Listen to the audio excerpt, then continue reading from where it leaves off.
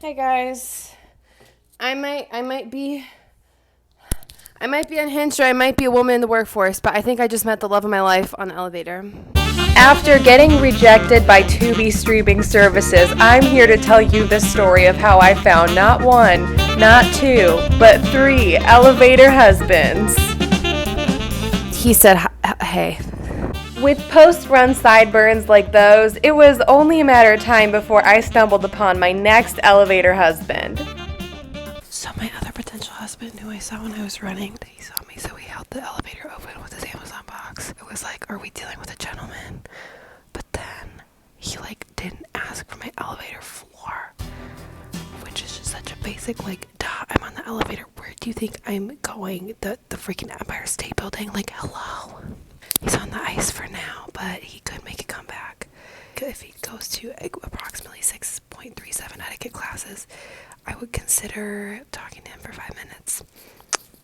But the husband that made me want to shut myself into a safety deposit box out of embarrassment was the Saturday husband. I'm seeing the third husband of the week tonight. It's almost 11 in the p.m. This man is probably not my husband. He's probably going out to be popping his bell pepper, but one of the most beautiful men I've seen in my complex. And I'm in what? This. I was literally wearing this. I've had 3 husbands this week, and it's all been a bust. At least this one said hi to me. It's not that my bar is in hell in terms of my standards. It's just the men, I think that they are learning how to communicate from the art on the cave walls from the ancient times. But the good Lord decided the public humiliation was not over for me. I have approximately one question to ask the Lord right now, and that question is why? I'm working from home today because, A, I can, but B, I need to take my dog to the vet. The very crucial point that I failed to address because I was simply love-struck is that I was taking the elevator downstairs to rent the Roomba from my apartment complex. Out of all the elevator husbands, the supreme one is the one I wore the freaking pajamas with my dog's face on them. That's a supreme elevator husband. 9th floor, the door opens. Who comes in? The supreme one. I just want to ask the Lord, why do you test me like this? It's okay. I mean, I have options. God, I'm just kickling my feet and kickling them and giggling because I was down astronomically, and I won't even lie, I can admit to it. This episode is March of the Elevator Husband. I want to show you how to set yourself for an elevator husband. Not, a mating call, but I will give you 5 to 7 business days of my attention call. Preparing for a potential encounter with elevator husband, the best one. The best one being the one that looks like he stepped out of the Outer Banks set. He's beautiful. Because the supreme elevator husband has already seen me at my lowest, I'm not going for the sexy smells. He knows me. He now needs to see the salt of the earth, the grit, the realness. So naturally, the perfume I'm going to be wearing for my next encounter with my elevator husband is called Dirty Rags. I love setting myself up for failure. It's something I'm really good at. Once I try and forget the fact that I saw someone online say sandalwood smells like pickle juice, I really like this perfume. Also, why do my eyebrows look like that? This is a mess. I'm really struggling in the eyebrow department because I was getting them threaded, and the woman was literally threading them.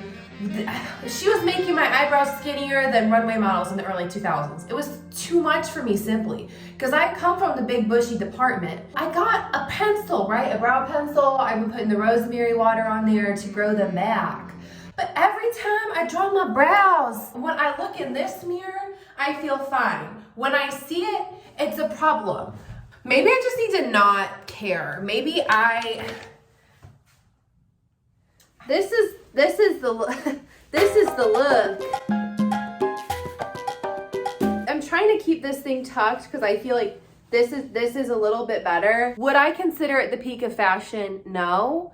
But you're gonna have to drag me through a Kroger on Black Friday before you get me to put on corporate attire on the weekends. It's not gonna happen. And like, anyways. Sometimes I'm feeling like in my cosplayer era, so I go on the stairwell and just flip my jacket. But this jacket specifically, I thrifted, and my mom always gives me a hard time. She's like, that looks like a paper bag from behind. And I'm like, no, mother, you don't understand fashion.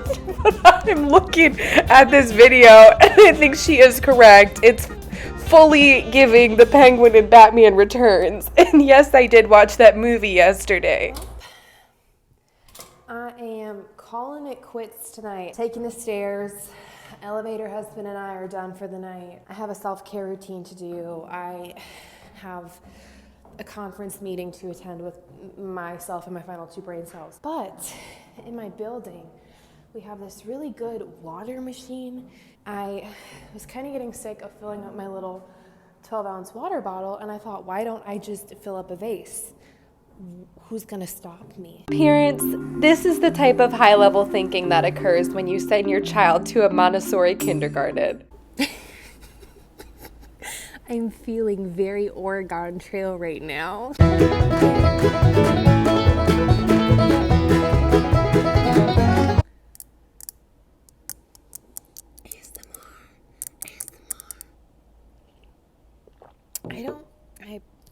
This is not me getting on a moral high horse. I actually don't drink alcohol. Very rarely. Maybe pina colada if I was...